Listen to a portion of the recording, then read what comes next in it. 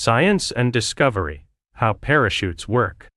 In the heart of a bustling city, during a sunny Monday afternoon, our young scientists were gathered in a vibrant classroom, eager to learn about a marvel that saves lives: parachutes.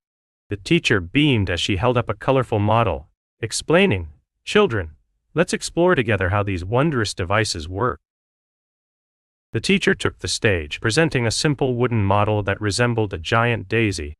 "Children," she said, holding up the model with pride, "this is our friend, the parachute."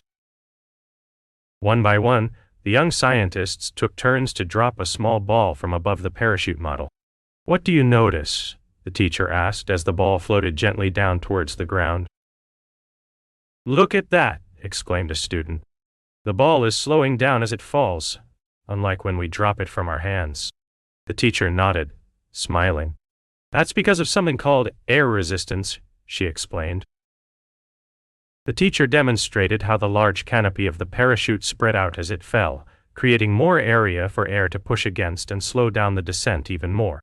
"Imagine if someone was falling from a great height," she said, her voice building with excitement. "What is that force pushing against the ball as it falls?" asked the teacher, her finger tracing the path of the ball's descent. "That's called drag," she answered, a note of triumph in her voice. "Now that we know what drag is, let's see how the parachute uses it to save lives." "Watch this!" exclaimed a student, her eyes shining with anticipation as she climbed the makeshift tower. With a swift movement, she released the small parachute model from above. The children watched in awe as the small parachute model floated slowly down, finally landing softly on the grass below. "Amazing!" they chorused, their faces filled with wonder. The teacher gathered the young scientists around her. "So, remember," she began, her voice gentle yet firm. "First, the parachute spreads out to create more area for air resistance. Then drag slows the descent." She paused, allowing her words to sink in. "Imagine if this were a real person," she said, her voice growing more passionate by the second.